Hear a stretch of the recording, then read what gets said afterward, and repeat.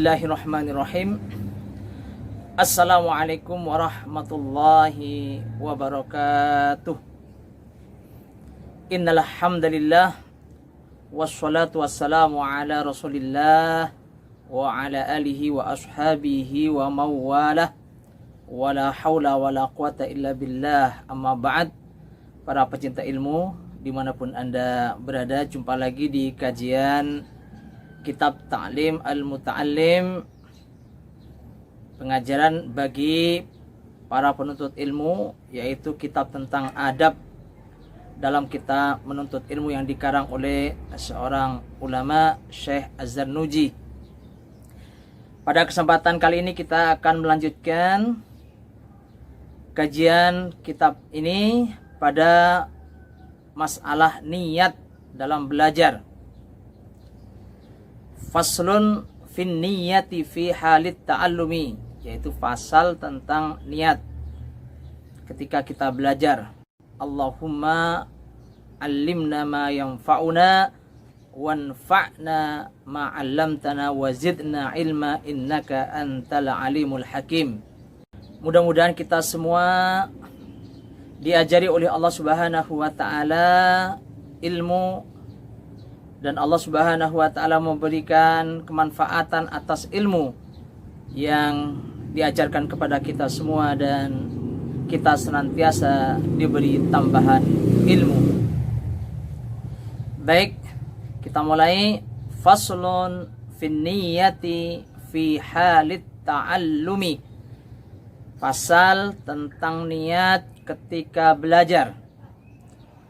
Summa la budda lahu minan niyati, kemudian menjadi keharusan bagi seorang penuntut ilmu untuk berniat fi zamanit ta'allumil ilmi, fi zamanit ta'allumil ilmi, ketika atau pada saat dia mempelajari ilmu. Id an-niyatu, karena niat itu hiyal aslu, merupakan pangkal, merupakan asas, fi jami'il ahwali, dalam semua kondisi kita. Ini diingatkan bahwa di dalam kita menuntut ilmu ini harus diawali dengan niat. Yang pertama harus ada niatnya. Yang kedua, niatnya harus benar. Jadi terkait dengan niat itu ada dua hal dalam semua amal. Yang pertama adalah hadirnya niat, karena bisa jadi kita dalam beramal lupa menghadirkan niat. Yang kedua, benarnya niat, karena bisa jadi kita sudah menghadirkan niat tapi salah niat kita. Ini yang membedakan konsep pendidikan Islam dengan pendidikan non-Islam tentunya. Karena di dalam konsep Islam, semua aktivitas kita adalah untuk beribadah kepada Allah Subhanahu wa taala. Karena Allah telah menciptakan kita dan juga bangsa jin. Wa ma khalaqtul jinna wal insa illa liya'budun. Allah tidak menciptakan jin dan manusia kecuali untuk beribadah kepada Allah Subhanahu wa taala. Sehingga segala aktivitas kita, apalagi aktivitas menuntut ilmu yang merupakan amal, yang merupakan aktivitas yang sangat luar biasa mulianya, ya, sebagaimana telah kita kaji sebelumnya. Jadi bagaimana sesuatu yang sangat mulia kalau tidak diawali dengan niat dan tidak didasari dengan benarnya niat. Hal ini juga didasarkan liqaulihi alaihi salatu wassalamu, berdasarkan sabda Rasulullah sallallahu alaihi wasallam, innamal a'malu binniyati, sesungguhnya amal-amal itu nilainya tergantung atau sesuai dengan niat. Jadi amal apa saja, terutama amal yang merupakan aktivitas ibadah, itu nilainya di hadapan Allah, di sisi Allah itu tergantung dengan niatnya. Ini hadis yang terkenal, hadis tentang niat ya. Kelanjutan hadis itu wa innama likulli imri'in ma nawa, bahwa setiap orang akan memperoleh hasil dari amalnya sesuai dengan yang ia niatkan. Lalu Nabi mengilustrasikan, menggambarkan contoh nyata ketika itu, ketika hijrah ya. Maka beliau bersabda di lanjutan hadis itu, faman kanat hijratuhu lidunya yusibuha aw imra'atin yankihuha fahijratuhu ila ma hajara ilaihi. Barang siapa yang hijrahnya untuk urusan dunia yang ingin diperolehnya atau untuk urusan wanita yang ingin dinikahinya, maka nilai hijrahnya yang didapat dari hijrahnya ya apa yang ia niatkan. Ini penjelasan yang sangat real ya, contoh yang real pada zaman Nabi, yaitu ketika Nabi hijrah dari Makkah ke Madinah, itu ada seorang ya, yang ikut hijrah karena ada niat untuk menemui seorang wanita yang hendak dinikahinya. Sebelum peristiwa hijrah, orang itu dulu pernah ya, ingin menikahi wanita itu, tapi dia tidak jadi menikahnya karena dia tidak mau pindah dari Makkah ke Madinah. Ketika ada kesempatan, ada perintah umat Islam untuk hijrah, orang itu kemudian ikut hijrah ya, karena ingin menikahi wanita itu. Maka Nabi menjelaskan hijrahnya orang yang demikian ya dapatnya adalah bukan karena Allah dan Rasul, tapi dapatnya adalah urusan dunia yang hendak ia perolehnya. Dalam hal ini urusan ingin menikahi seorang wanita. Itulah gambaran bagaimana pentingnya niat. Ini merupakan hadisun sahihun, hadis sahih ya. Hadis yang sahih dan juga hadis yang terkenal. Juga wa an Rasulillah sallallahu alaihi wasallam, dari Rasulullah sallallahu alaihi wasallam ada hadis lain, sabda beliau, kam min amalin, betapa banyak amal yatasawwaru yang bentuknya bisurati a'malid dunya, seperti bentuk amal-amal dunia, wa yasiru bihusnin niyati, dan dia berubah dengan baiknya niat, min a'malil akhirati, menjadi amal akhirat. Jadi dalam hadis ini Nabi Muhammad SAW menjelaskan bahwa ada amal-amal dalam kehidupan kita yang secara lahiriah, secara umum itu kita memahaminya, melihatnya sebagai amal dunia semata. Contohnya yang paling ekstrim misalnya berolahraga. Ini kan berolahraga kan ya, jauh dari hubungannya dengan amal ibadah akhirat. Kemudian mungkin berkesenian. Ada orang ya untuk berkesenian, seni itu kan lebih terkait dengan hiburan, dan secara umum itu gambarannya atau kesannya itu adalah hanya untuk urusan kesenangan dunia. Tapi bisa jadi amal-amal seperti ini, amal berolahraga, berkesenian, berubah menjadi amal yang berpahala. Di sini disebut istilahnya menjadi amal-amal akhirat. Kenapa disebut amal akhirat? Karena nilainya adalah bermanfaat sampai dalam kehidupan akhirat, yaitu ketika amal itu berpahala. Maka ketika niatnya benar, misalnya orang berolahraga, misalnya orang berolahraga dengan niat agar sehat ya, untuk beribadah kepada Allah, untuk berdakwah ya, atau orang berkesenian dengan niat juga melalui seni dia bisa melakukan pendekatan untuk berdakwah, dengan segmen-segmen atau kelompok orang yang ya memang harus didekati dengan kesenian, maka itu semuanya merupakan amal-amal yang bernilai ibadah atau disebut dalam istilah hadis ini adalah amal-amal akhirat.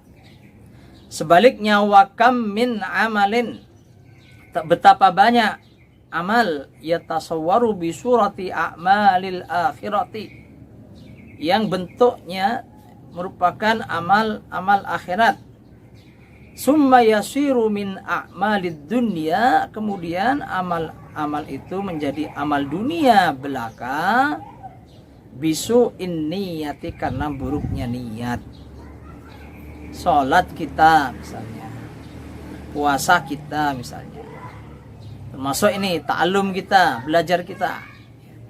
Kalau yang hadir dalam benak kita, dalam pikiran hati kita adalah bukan karena Allah, kita sholat untuk pamer, riya, kita puasa ya karena lingkungan puasa, mau nggak mau harus puasa, ya, terpaksa. Ya, kita ngaji itu juga tidak ada sedikit pun niatan kita untuk mencari ridho Allah, tidak ada kaitan dengan ibadah kepada Allah, maka amal-amal ini semua berubah menjadi amal-amal dunia semata. Tidak ada nilainya, tidak ada pahalanya yang bermanfaat sampai di kehidupan akhirat. Ya, bermanfaatnya hanya di dunia. Ya. Kalau kita sholat, ya niatnya tidak karena Allah, ya dinilai orang, oh dia bagian termasuk orang yang rajin sholat, orang yang taat, dinilai baik oleh orang, tapi yang nilai adalah manusia, dan penilaian manusia hanya bermanfaat di dunia. Demikian pula kita belajar, kalau hanya untuk urusan dunia, niatnya ya udah dapatnya hanya dalam kehidupan dunia, ya, mungkin pekerjaan yang sesuai dengan yang kita ingini. Dan perlu diketahui bahwa kehidupan dunia itu adalah kehidupan yang fana dan kehidupan yang sementara. Maka rugi kalau kita hanya meniatkan ibadah atau meniatkan amal-amal seperti menuntut ilmu itu hanya untuk niat dalam kehidupan dunia. Wayam bagi, dan seyukyanya, ayyan wiya al-muta'allimu, ya, berniat orang yang belajar itu bitolabil ilmi, dengan dia menuntut ilmu, ridhollahi ta'ala, ridhonya Allah. Ya, sekarang tentang niat yang benar. Bagaimana meniatkan yang benar dalam kita belajar, kita menuntut ilmu? Yang pertama, hendaknya setiap orang yang menuntut ilmu pertama kali yang diniatkan adalah mencari ridho Allah Subhanahu wa ta'ala. Dan ini pokok dalam semua hal. Yang namanya ibadah itu semua amal, ya, yang diridhai oleh Allah, yang kita niatkan untuk takarub kepada Allah, itu namanya ibadah dalam pengertian umum. Enggak termasuk thalabul ilmi ini. Waddarul akhirata, yang kedua, hendaknya meniatkan untuk memperoleh kebaikan akhirat. Mengapa di sini ditekankan akhirat? Yang pertama, karena kehidupan akhirat itu kehidupan khairu wa abqa, yang lebih baik dan lebih abadi. Yang kedua, kalau kita meniatkan akhirat, dunianya itu Allah yang ngurus. Jadi ingat, kalau kita belajar niatnya ridho Allah, niatnya untuk kebaikan akhirat, urusan dunia Allah yang ngatur. Jadi siapa yang himmahnya, yang orientasinya dalam hidup ada orientasi akhirat, maka dunia akan diberikan oleh Allah sesuai dengan takdirnya. Jadi nggak usah bingung tentang besok mau jadi apa, itu Allah yang ngatur. Kita hanya dibatas rencana, ikhtiar. Besok punya keinginan jadi ini, jadi itu, tapi semuanya yang ngatur adalah Allah Subhanahu wa ta'ala. Oleh karena itu penting, yang kedua, hendaknya meniatkan menuntut ilmu adalah untuk mencari kebaikan akhirat. Kemudian yang ketiga, wa izalatal jahli an nafsihi, untuk menghilangkan kebodohan dari diri sendiri, wa an sairil juhali, dan dari orang lain. Nah, ini penting juga, bahwa dalam menuntut ilmu itu yang penting adalah agar kita tidak termasuk orang-orang yang jahil, dan juga agar ketika kita sudah tidak termasuk orang-orang yang jahil, kita juga bisa menularkan ilmu kita, mengangkat derajat orang lain, supaya juga tidak menjadi orang-orang yang jahil. Jadi mengangkat kebodohan merupakan termasuk jihad, amal yang mulia di dalam Islam. Wa ihya ad-dini. Kemudian yang selanjutnya yang harus menjadi perhatian dalam kita menuntut ilmu adalah niatnya adalah untuk menghidupkan agama. Ilmu apapun yang kita pelajari, sudah kita sampaikan pada pertemuan sebelumnya, bahwa semua ilmu itu dari Allah Subhanahu wa taala. Bahwa semua ilmu itu harus ada niat yang mulia. Apapun ilmu yang kita pelajari. Dan di antara niat yang mulia itu ya ini. Hendaknya ilmu itu punya peranan di dalam menghidupkan Islam. Ketika kita menjadi ekonom, hendaklah kita menjadi bagian dari ekonom yang berperan demi tegaknya Islam. Ketika kita menjadi dokter, hendaklah kita juga menjadi dokter yang berperan untuk tegaknya Islam. Ya, kalau kita rezekinya cukup, hendaklah menyisihkan sebagian apa yang kita miliki untuk kepentingan umat. Kalau jadi dokter, mungkin ditarget, kalau udah cukup rezekinya, atau bahkan belum cukup pun adalah sangat baik jika kita menggratiskan misalnya pasien-pasien dari kalangan duafa yang tidak mampu. Ini bagian daripada menghidupkan syiar dan ajaran agama Islam. Kemudian wa ibqa'al islami, lebih jauh juga untuk melestarikan Islam. Sebab Islam itu akan mati kalau tidak ada ulamanya, tidak ada ahlul ilmi, tidak ada pewaris para nabi. Karena ulama adalah warasatul anbiya.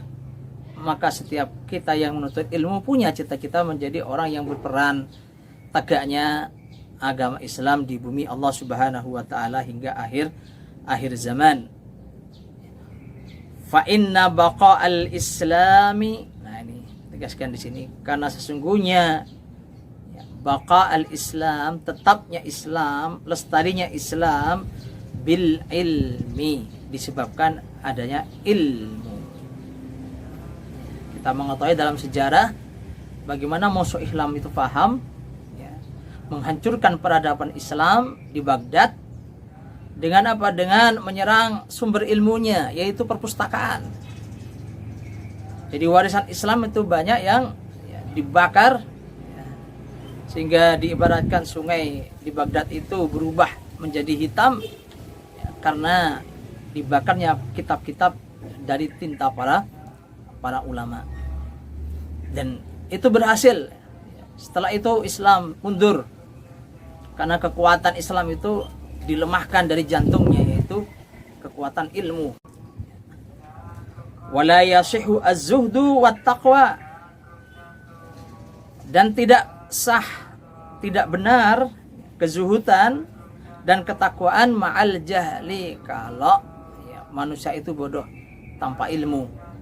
Di orang zuhud itu baik, niatnya zuhud baik, takwa itu adalah tujuan dari semua insan beragama. Tapi kalau tanpa ilmu, maka takwanya tidak akan benar. Oleh karena itu, wa ansyada asy-syaikhu al-imamu al-ajallu, wa ansyada, telah bersenandung Syekh Imam Al-Ajal Burhanuddin, Syekh Burhanuddin sahibul hidayati, pemilik kitab Al-Hidayah, syi'ran, dia bersenandung sebuah syair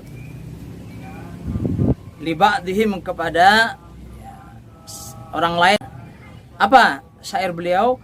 Fasadun kabirun alimun mutahatikun wa akbaru minhu jahilun mutanasikun. Fasadun kabirun, kerusakan besar. Alimun mutahatikun, jika ada orang alim yang dia itu tidak mau beribadah.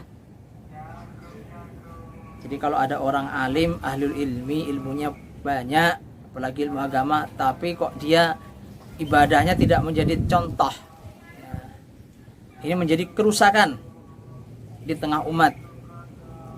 Wa akbaru minhu, tapi lebih parah lagi, lebih dahsyat lagi kerusakannya, jahilun mutanasikun. Kalau ada orang yang tidak berilmu tapi dia ahli dan semangat beribadah, ini lebih rusak.